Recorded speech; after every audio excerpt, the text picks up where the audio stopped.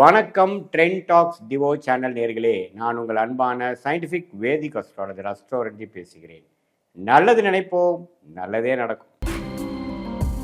இந்த வீடியோவில் நம்ம என்ன பார்க்க போகிறோன்னா, மீன லக்னம் மீன ராசியில் பிறந்தவங்களுக்கு கர்ம வினை எப்படி செயல்பட போகிறது, எது மாதிரி கிரக காம்பினேஷன்ஸில் எது மாதிரி பலன்கள் நம்ம எதிர்பார்க்கலாம், எது மாதிரி விஷயங்கள் நம்மளுடைய வாழ்க்கையில் வெற்றிக்கு வழிவகுக்கக்கூடிய அமைப்புகள் இருக்குது, எது நமக்கு தவிர்க்க வேண்டிய அமைப்பாக இருக்குது, சாதகமான கிரக அமைப்புகள் என்னங்கிறத சயின்டிஃபிக் வேதிக் அஸ்ட்ராலஜி முறையில் எதையும் மிகைப்படுத்தாமல் உள்ளது உள்ளவாறு பரிகாரங்கள் மூட நம்பிக்கைகள்லாம் போகாமல் ஒரு கிரகம் ஒரு மாதிரி இருந்தால் அந்த சயின்டிஃபிக்காக என்ன மாதிரி தாக்கத்தை கொடுக்குறார், அது மூலமாக நம்ம என்ன தெரிஞ்சுக்க போகிறோம், நம்மளுடைய பிராப்தங்களை பற்றி தோஷங்களை பற்றி, அது மூலமாக வாழ்க்கையில் ப்ராக்டிக்கலாக நம்ம எப்படி அதை உபயோகப்படுத்தி நம்ம வாழ்க்கையில் வெற்றி பெற முடியும் அப்படிங்கிறத நம்ம மிகைப்படுத்தாமல் துல்லியமாக பார்க்க போகிறோம்.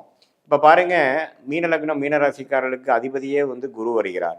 யோகமான கிரகம் செவ்வாய் வருகிறார். அதுக்கு அடுத்தபடியாக சந்திரன் வராரு. ஸோ இந்த 3 கிரகம் ரொம்ப முக்கியம். குரு, செவ்வாய், சந்திரன்.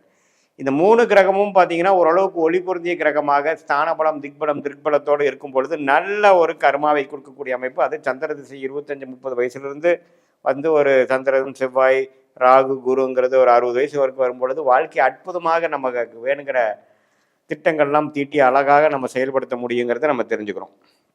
ஆனால் செவ்வாய் குரு திசைக்கு அப்புறம் வரக்கூடிய சனி புதன் கேது சுக்கிரன்கிற அவயோக பெல்ட் வரும்பொழுது ஜாதகர் கஷ்டப்படுவாங்க அப்படிங்கிறத நம்ம தெரிஞ்சுக்கணும்.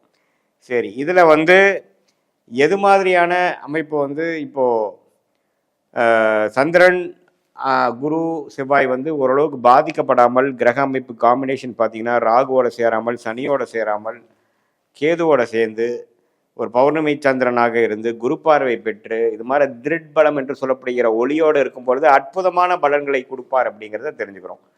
சூரியன் சனியோட சேரக்கூடாது. சூரியனும் சந்திரனும் ஒளி கிரகமாக இருந்து ராகு கேதுகள் சனியோட சேரக்கூடாது. மற்றபடி பார்த்தீங்கன்னா இந்த செவ்வாய் நல்ல யோகத்தை கொடுக்கக்கூடியவர், சந்திரனும் யோகத்தை கொடுக்கக்கூடியவர். 2 பேரும் சேரும் பொழுது அற்புதமான பலனை கொடுத்து சந்திரமங்கல் யோகத்தை கொடுக்குறார். செவ்வாய் திசை சந்திர திசையில் அற்புதமான ஒரு பலனை கொடுக்கக்கூடிய அமைப்புகள் உண்டு. அதே மாதிரி உங்களுக்கு மிகவும் சுமாரான கிரகமாகிய வரக்கூடாத திசை என்று சொல்லப்படுகிற சுக்கிர திசை 20 வருஷம் இருக்குது. ஸோ அந்த சுக்கிரன் ஓரளவுக்கு ஒளி பொருந்திய சுக்கிரனாக இருந்தால் வரவேண்டிய துன்பங்கள் குறையும், வரவேண்டிய பிரச்சனைகள் குறைஞ்சு கொஞ்சம் வேறு மாதிரி ஷேர் மார்க்கெட் வெளிநாடு விஷயங்கள் உயில் மூலமாக சம்பாதிக்கிறது அது மாதிரி வரும். அவரே பாதிக்கப்பட்ட சுக்கிரனாக இருந்து ராகுவோட சேர்ந்தது சனியோட பாதிக்கப்பட்டிருந்தால் பாடாப்படுத்தக்கூடிய அமைப்புகளும் வம்பு வழக்குகளும் உடல் உபாதைகளும் அது மாதிரி ஒரு விஷயங்களும் கொடுத்துரும். ஸோ ஃபினான்ஷியல் ரிஸ்க்கு கொடுத்துரும். ஸோ உங்கள் ஜாதகத்தில் சுக்கிரன் எப்படி இருக்கிறார், சந்திரன் செவ்வாய் குரு எப்படி இருக்கிறாங்க, எது மாதிரி காம்பினேஷன்ஸ் கிரக அமைப்பில் இருக்கிறாங்கிறதெல்லாம் நீங்கள் துல்லியமாக பார்க்கணும். அதே மாதிரி நியூட்ரல் பிளானட்ஸ் என்று சொல்லப்படுகிற சனி புதன் அதே மாதிரி சூரியன்லாம் எது மாதிரி அமைப்புகள் இருக்காங்க, சேரக்கூடாத அமைப்புகளாக இருக்கிறாங்களா, சூரியன் சனியோட சேரக்கூடாது, சூரியன் செவ்வாயோட சேருவது தப்பில்லை, சூரியன் ராகுவோட சேரக்கூடாது, கேதுவோட சேரக்கூடாது, அதே மாதிரி புதன் செவ்வாயோட சேருவது மிகவும் தவறு. எது மாதிரி காம்பினேஷன்ஸ் இருக்கிறாங்க அப்படிங்கிறத பொறுத்து தான் உங்களுடைய கர்ம வினை போன ஜென்மத்தில் நீங்கள் செய்த பாவ புண்ணியங்களுக்கு தகுந்த மாதிரி கர்ம புண்ணியம் இந்த வாழ்க்கையில் உங்களுக்கு செயல்பட போகிறது அப்படிங்கிறத நம்ம தெரிஞ்சுக்க போகிறோம். ஸோ இந்த அமைப்பில் பார்த்தீங்கன்னா இது பொதுவான பலனை தவிர உங்களுடைய ஜென்ம ஜாதகத்தில் பிறந்த தேதி பிறந்த நேரம் பிறந்த உரை வைத்து வரக்கூடிய ஜாதகத்தில் நீங்கள் எது மாதிரி ஒரு அமைப்பில் பிறந்திருக்கீங்க, உங்கள் மீன லக்னம் மீனராசிக்கு அதிபதி குரு எப்படி இருக்கிறார், யாரோட சேர்ந்துருக்கிறார், செவ்வாய் சந்திரனோட சேர்ந்துருந்தால் அருமை. செவ்வாயோட சேர்ந்திருக்கும் பொழுது குரு செவ்வாயும் அருமையான ஒரு நண்பர்களாக இருக்கிறதுனால ஜாதகரே யோகாதிபதியாக டேலண்டடான அவர் இருப்பார். குருச்சந்திர யோகத்தில் இருக்கிறதும் நல்லது. சனி பார்வை பெறாமல் ராகுவோட சேராமல் இருக்கிறது ரொம்ப நல்லது. அதே மாதிரி சுக்கிரன் எப்படி இருக்கிறார், சந்திரன் செவ்வாய் எப்படி இருக்கிறார், மற்ற கிரகங்கள்லாம் எது மாதிரி அமைப்புகள் இருக்கிறான்னு பொறுத்து தான் உங்களுடைய வாழ்க்கையில் விஷயங்கள் வரப்போகுது. நீங்கள் எந்த கர்மாக்காக பிறந்திருக்கீங்க, what is your life calling, உங்கள் பிறவி பயன் என்ன அப்படிங்கிறதெல்லாம் நம்ம தெரிஞ்சுக்கலாம்.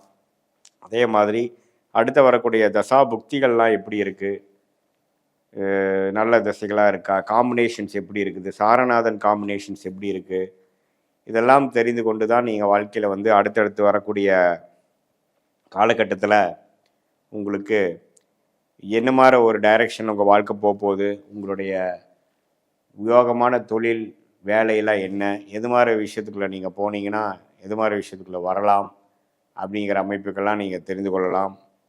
ஸோ உங்களுடைய கிரக அமைப்போட காம்பினேஷன்ஸ் என்னென்னு தெரிஞ்சுட்டு தான் நீங்கள் யோகமான அந்த தொழில் வேலை, வெளிநாடா உள்நாடா, கல்யாணம் திருமணம் எப்படி, சுக்கிரன் எப்படி இருக்கார், 7ஆம் வீட்டு அதிபதி யாரோட சேர்ந்திருக்கார், லேட் மேரேஜா ஏர்லி மேரேஜா, குழந்தைகள் விஷயம் எப்போ, உடல் உபாதைகள் எப்போ சரியாகும், எப்போ நம்ம செட்டில் ஆகும், கடன் எப்போ அடையும் அப்படிங்கிற மாதிரி விஷயங்கள் எல்லாம் நம்ம கொஞ்சம் தெரிந்து கொண்டு அடுத்து வரக்கூடிய வாழ்க்கையை நம்ம இப்போவே திட்டமிட்டு ஷார்ட் டேர்ம் எப்படி இருக்குது, லாங் டேர்ம் எப்படி இருக்குது, எது மாதிரி டைரெக்ஷனில் வாழ்க்கை திரும்பக்கூடிய அமைப்புகளாக இருக்குது, எது மாதிரி சாய்ஸஸ் நம்ம எடுக்கலாம், எது மாதிரி சாய்ஸஸ் நமக்கு சரியாக வராது அப்படிங்கிறதெல்லாம் சயின்டிஃபிக் வேதிக் அஸ்ட்ராலஜி முறையில் எந்த விதத்திலும் மிகைப்படுத்தாமல் உள்ளது உள்ளவாறு இந்திய வேத ஜோதிடம் அடிப்படையிலான ஒளி தத்துவத்தை எப்படி செயல்படுகிறங்கிறதை பார்த்து கொண்டு நன்றாக நம்ம வாழ்க்கையில் ஒரு முடிவுகளும் எடுத்து தேவையற்ற சமய விரயங்கள், தேவையற்ற பொருள் விரயங்கள்லாம் தவிர்த்து